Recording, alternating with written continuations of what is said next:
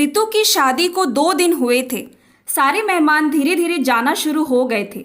जब तक मेहमान थे तब तक तो सब ठीक ठाक चलता रहा, पर जब सारे मेहमान चले गए तब एक दिन रितु अपने पति के साथ छत पर बैठी थी और तभी उसकी सास आ गई और कहने लगी, बहू, यह तुम्हारा ससुराल है। यहाँ पति के साथ सबके सामने हमारे यहाँ कोई नहीं बैठती।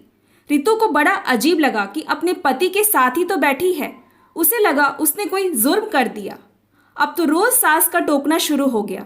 अपनी तरफ से रितु कोई शिकायत का मौका नहीं देती थी, फिर भी उसकी सास कभी रितु को पल्ला ठीक करने के लिए कहती, कभी रितु 4 औरतों के बीच में आके बैठ जाती तो उसकी सास उसे घूरने लगती और तब तक घूरती जब तक कि रितु वहां से उठ के किचन में न चली जाती। हद तो तब हो गई जब सास रितु के आने जाने पे भी टोकने लगी। इधर मत खड़े हो, उधर मत देखो, कोई देख लेगा तो बोलेगा। मुकुल के एक दोस्त की शादी थी और मुकुल को जाना था। रितु ने सोचा शायद उसे भी जाना होगा तो उसने भी एक साड़ी पसंद कर ली पहन के जाने के लिए, पर सास ने कहा, बहू, हमारे यहाँ औरतें शादियों में नहीं जाती। रितु सोचने लगी, कैसा ससुराल है, यहाँ इतनी पाबंदी क्यों है, सब कुछ अजीब है। यहाँ अपने से बड़ा कोई भी दिख जाए तो सास सर के पल्ले को और आगे मुंह तक सरका देती है। रितु को कहीं जाने नहीं दिया जाता था। उसकी सास बस हर समय काम करने के लिए किचन में ही रखती थी। ऐसा हमारे यहाँ तो नहीं होता। सब काम के साथ साथ हंसी मजाक भी करते हैं, सब बड़ों के साथ भी बैठते हैं और अपने पतियों के साथ भी रहते हैं, पर यहाँ मैं तो क्या, कोई छोटा भी बड़ों के सामने बैठता नहीं है। मुकुल भी अपनी माँ के सामने रितु के पास कम बैठता था, उसे बात भी कम करता। रितु जितना पूछती बस उतना ही जवाब मिलता। दिन बीतते गए। मुकुल को दूसरे शहर में जाना पड़ता था काम के सिलसिले में। कई बार तो मुकुल को आए हुए कई दिन हो जाते थे। ससुर थे नहीं और सास ने ही 5 बच्चों को पाला था। बाबूजी की जगह सास को काम मिल गया था, क्योंकि बाबूजी सारे बच्चे जब छोटे थे तभी चल बसे थे।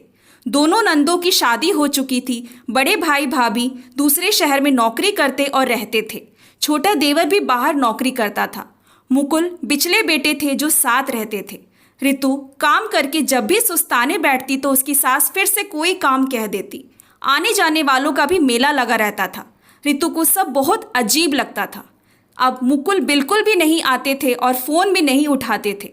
घर वालों ने पता किया तो पता चला कोई और लड़की है जिसके साथ मुकुल ने पहले ही शादी कर रखी थी और एक बच्ची भी थी उनकी, पर समाज के डर से कुछ नहीं बोला।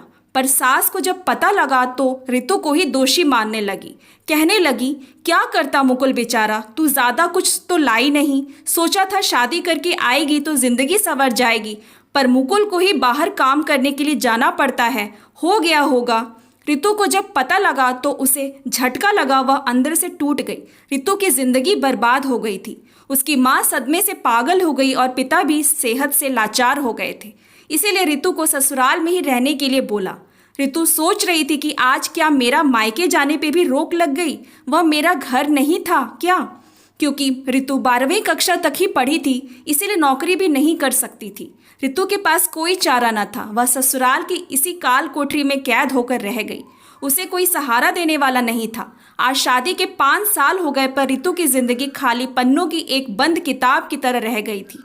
लोगों की डर की वजह से नहीं जाती थी मायके। उसे यह भी पता चला सास ने पहले जेठानी को भी तंग किया था, पर नौकरी लगने की वजह से वह चली गई थी, कभी कभार ही आती थी। अगर आज रितु जैसी लड़कियां पढ़ी लिखी होती और उनके पास कोई नौकरी करने का तजुर्बा होता तो रितु की जिंदगी ऐसी नहीं होती। रितु अपने पैरों पर खड़ी होती। रितु जैसी कितनी ही लड़कियां समाज में घिनौनी कुरीतियों का शिकार हो जाती हैं और दहेज न मिलने पर ससुराल और मायका दोनों दुश्मन बन जाते हैं।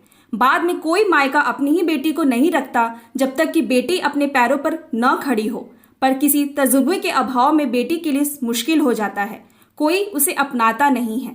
इसीलिए साक्षरता का भी तभी महत्व है जब बेटियों को पढ़ाई लिखाई के साथ उनके खुद के पैरों पे खड़ा होना भी सिखाएं। Thanks for watching. Please like and subscribe my channel.